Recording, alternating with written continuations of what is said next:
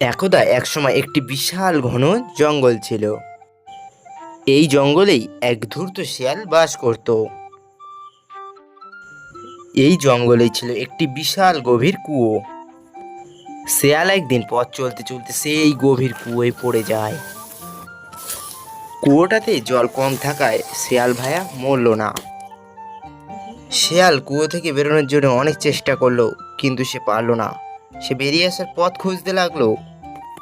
এমন সময় একটা ছাগল পথ চলতে চলতে হাজির হয় কুয়োটার কাছে। ছাগলের গলার আওয়াজ শুনে শিয়াল বলল, ভাই যাচ্ছ কোথায়? একটু চিনির জল খেয়ে যাও।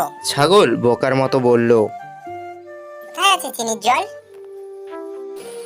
এই কুয়োর ভেতরে যে জল আছে তার কথা বলছি, খাবে তো নেমে এসো, তবেই তো বুঝবে মজা। বকা ছাগল কোনো ভাবনা চিন্তা না করেই লাফিয়ে পড়ে সেই কুয়োর ভেতর।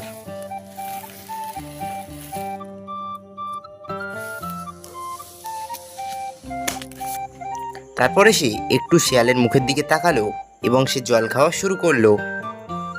ছাগল কুয়োর জল প্রাণ ভরে খেলো।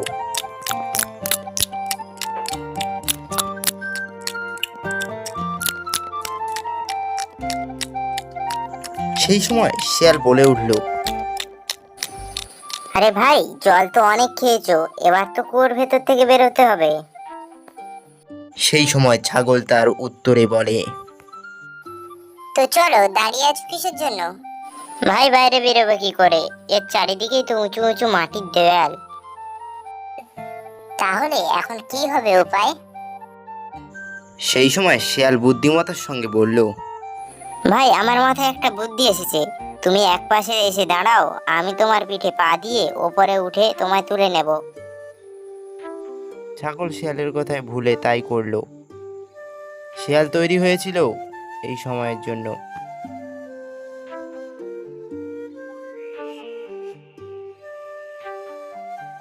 শিয়াল এক লাফেই কুয়োর বাইরে চলে এলো।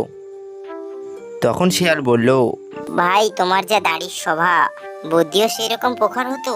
তাহলে কুয়োর নামার আগে একবার ভেবে দেখতে, সেখান থেকে আর বেরোতে পারবে কিনা। ছাগল বুঝলো লোভের ফলে আজ তার এই বিপদ। শিয়াল সেখান থেকে দিব্যি হেঁটে চলে গেল। তাহলে কি বুঝলে বন্ধুরা, লোভের পরিণাম কখনোই ভালো হয় না।